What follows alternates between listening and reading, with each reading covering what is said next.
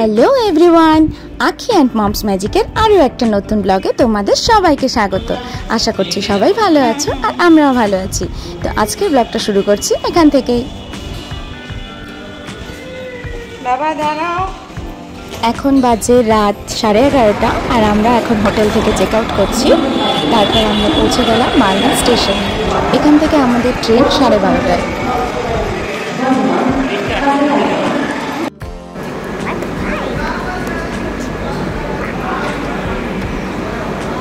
আমরা স্টেশনে এসে গেছি, ট্রেন আসবে একটু পরেই আমাদের।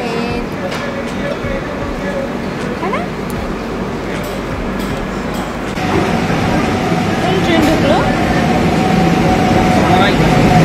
সরাইঘাট।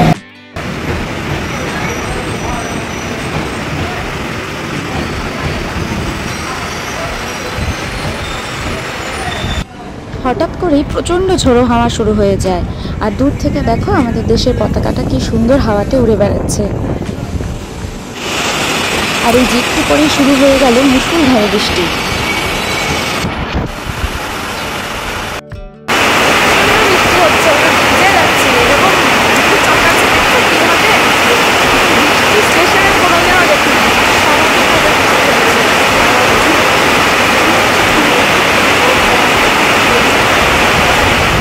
বৃষ্টির মধ্যেই আমরা ট্রেনে উঠে পড়েছিলাম রাত 1:30টার সময়, আর এখন ভোর 5টা। আমরা ট্রেন থেকে নেমে যাব শিলিগুড়িতে। বাইরে দিনের আলো বেশ সুন্দর ফুটে উঠেছে, কিন্তু আখি এখনো ঘুমিয়ে আছে। ওকে ঘুম থেকে জাগিয়ে নিয়ে আমরা নেমে যাব স্টেশনে। হ্যালো, আমরা চলে এসেছি শিলিগুড়িতে, ভাইয়ের ভাড়া বাড়িতে, যেখানে ভাই ভাড়া থাকে। তো এখানে আমরা রেস্ট নিয়ে তারপরে বেরোবো হচ্ছে কার্শিয়াংয়ের উদ্দেশ্যে। তো চলো, তোমাদের সাথে দেখা হবে আবার যাওয়ার সময়।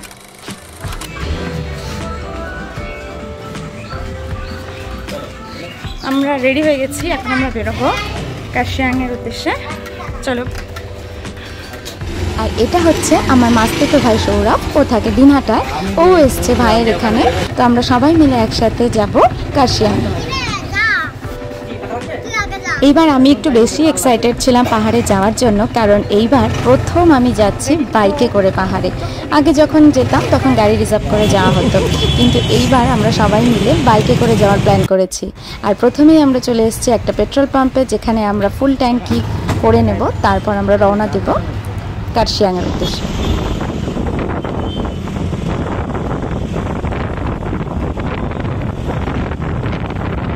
এই ভিড়, কোলাহল, যানজটে ভরা শহর থেকে আমরা রওনা দিয়ে দিয়েছি একটু রিফ্রেশমেন্টের জন্য পাহাড়ের উদ্দেশ্যে।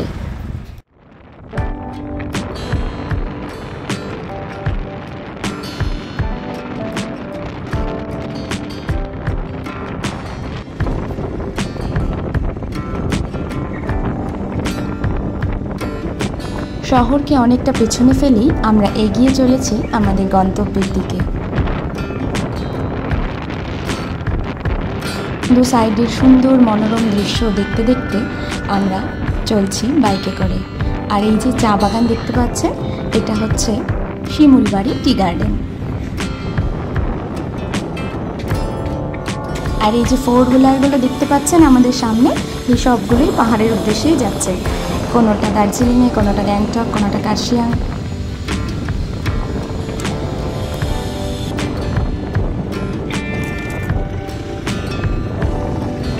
দুধারের এই এত সুন্দর চা বাগানের মনোরম দৃশ্য দেখতে দেখতেই আমরা এগিয়ে চলেছি।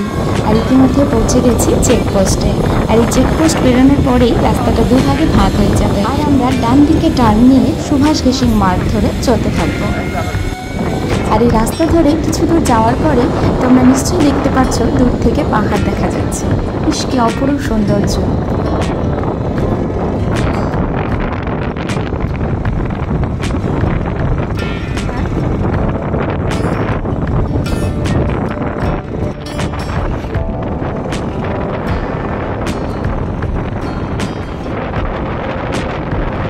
আর এই অপরূপ সুন্দর পাহাড়ের দৃশ্য দেখতে দেখতে আমরা পৌঁছে গেছি এই টোলগেটের সামনে। এখান থেকে চালান কেটে নিয়েই আমরা রওনা দেব একদম কার্শিয়াংয়ের পথে। এরপর থেকে শুরু হবে চড়াইয়ের রাস্তা। কিছুটা লাইনে দাঁড়িয়েই পার হেড 20 টাকা করে চালান কেটে আমরা আবার রওনা দিয়ে দিলাম বাইকে করে। আর এখনকার ভিউ দেখো, কি অসাধারণ! পাহাড়ি বাড়ি আর পাহাড়গুলোকে যেন আরও কাছ থেকে দেখা যাচ্ছে।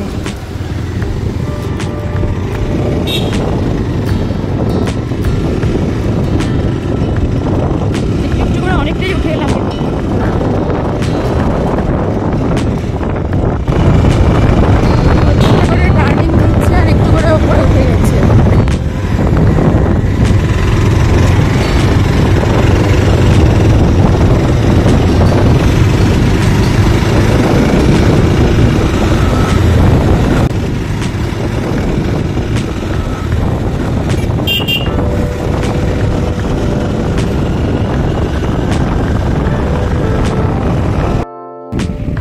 অনেকটা উপরে উঠে এসেছি একদম পাহাড়ের, দেখতে পারবে, এখান থেকে বুঝতে পারবে না। তো এখানে একটা রেস্টুরেন্টে বসে একটু চা বা কফি একটু খেয়ে নিব। হালকা হালকা বৃষ্টিও হচ্ছে, এখানে একটু দাঁড়িয়েছি আমরা, স্টপেজ নিচ্ছি, আর প্রচণ্ড হাওয়া হচ্ছে, ঠান্ডা লাগছে এখন।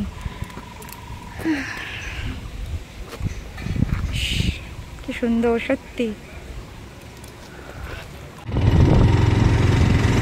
সত্যি যদি আকাশটা পরিষ্কার থাকতো, পুরো নীল চকচক করতো, দারুণ লাগতো।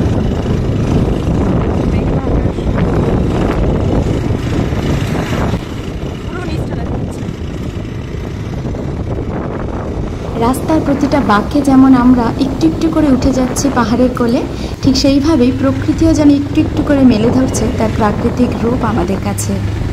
এখন আমরা অনেকটাই পাহাড়ের উপরে উঠে গেছি, আর এখানে দেখতে পাচ্ছ একদম ঘন মেঘে আচ্ছন্ন। শীতের সকালে কুয়াশা পড়ছে, একদম কুয়াশা, এগুলো সব মেঘ, আর মেঘের মাঝখান থেকে আমরা যাচ্ছি।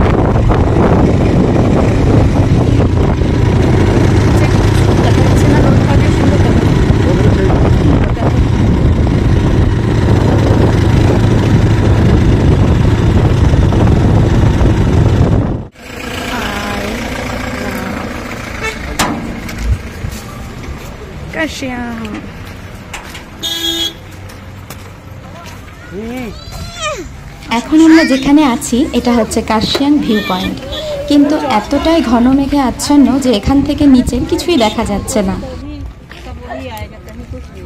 কিছুই দেখা যাচ্ছে না আজকের ভিউ পয়েন্ট থেকে। এখন চা বাগানে চলে এসছে ওপর থেকে নেমে।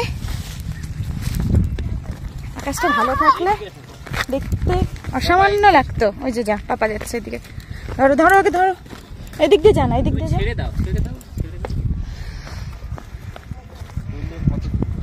কি সুন্দর।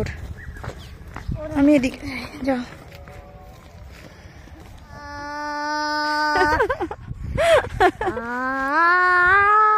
এটা কি উচ্চাঙ্গ সঙ্গীত? উচ্চাঙ্গ সঙ্গীত, হ্যাঁ আর জানো। পাহাড়ের অপূর্ব সৌন্দর্য দেখে আখি খুশিতে ওখানে গান গাইতে শুরু করে দিয়েছিল, আর তারপরে আমরাও কিছুক্ষণ দাঁড়িয়ে কিছু সুন্দর সুন্দর ছবি তুলে রওনা দিয়ে দিলাম আবার আমাদের গন্তব্যের উদ্দেশ্যে।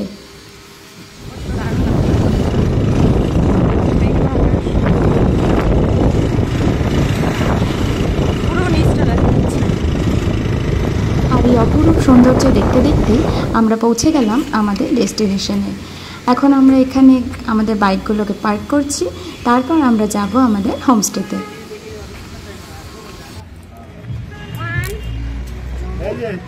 হ্যাঁ দেখেছি। আর এই যে আমরা চলেও এসেছি একদম হোমস্টের কাছে।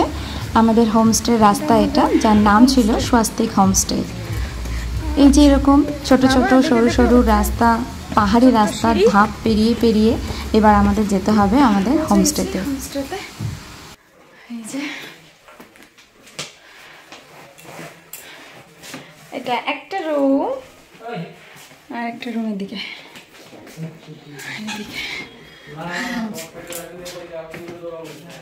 এই যে সুন্দর সোফা, এখানে একটা মিরর, এখানে বেড রুম।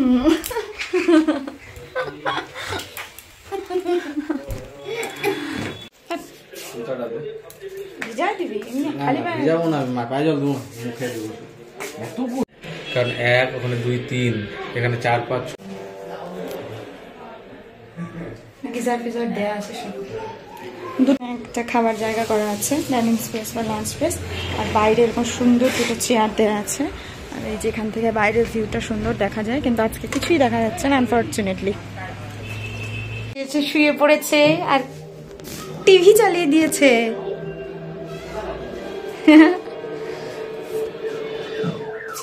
এটা ছিল হোমস্টে ট্যুর, রুম ট্যুর। আর এখন আমাদের একটু পরে লাঞ্চ আসবে, আমরা লাঞ্চ করব, তারপরে একটু রেস্ট নিয়ে আমরা বাইরে বেরোবো। এখন আমি চলে এসেছি বেলকনিতে, আর এখান থেকে খুব সুন্দর বাইরের দৃশ্যগুলো দেখা যায়। এই গাছটা কত সুন্দর দেখা যাচ্ছে, এখানে কোনো মেঘ নেই, পরিষ্কার। আর তার পেছনেরই গাছগুলো, দেবদারু গাছগুলো একদম মেঘে ভেসে ভেসে যাচ্ছে। সত্যি কি দারুণ প্রকৃতির খেলা। আর আমরা অনেকটাই ওপরে আছি, ওই যে নিচে রাস্তা দিয়ে গাড়ি যাচ্ছে, আমরা অনেকটা উপরে একটা হোমস্টেতে আছি। এখন কি হয় করছে আমার পুটুল কুটুস,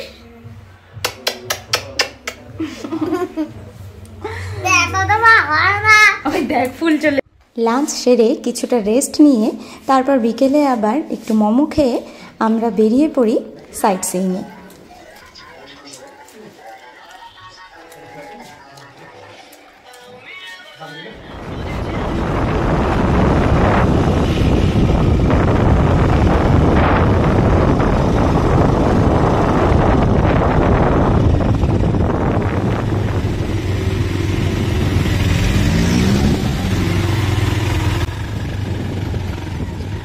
পথে বেরিয়ে কিছু দূর ঘোরাঘুরি করতেই আমরা দেখা পেয়ে যাই বৃষ্টির, তাই অগত্যা আবার গাড়ি ঘুরিয়ে আমরা ফিরে আসি হোটেলে।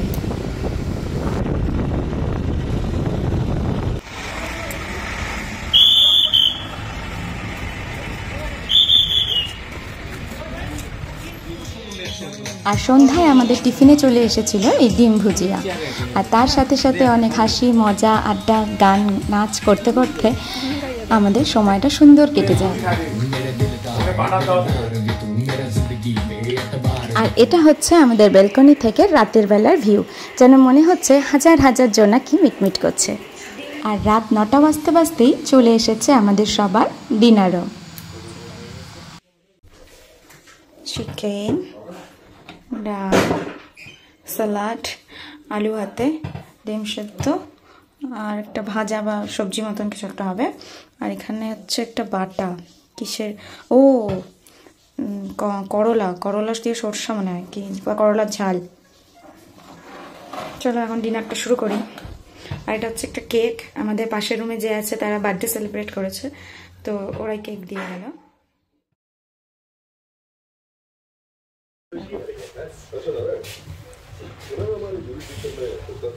Movie time. মাম্মা দেখো দেখো পুচুনকে কোথায় ঢুকে আছে। তুমি আমাকে দেখবে, ওকে ওকে বাই বাই বাই। এই আখি কোথায় হারিয়ে গেল, তুমি দেখেছো? না, বিছানার নিচে দেখো। আরে আখিটা কোথায় হারিয়ে গেল? এইটা কি উঁচু হয়ে আছে, পোকা মনে হচ্ছে। এত বড় কি বানর অ্যাটাক করেছে।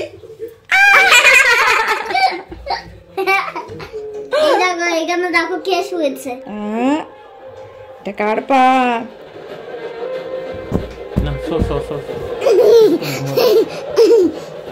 তো চলুন ডিনার শেষে সিনেমা দেখতে দেখতে আজকের এই ভিডিওটা এখানেই শেষ করছি। দেখা হবে পরবর্তী ব্লগে। টাটা।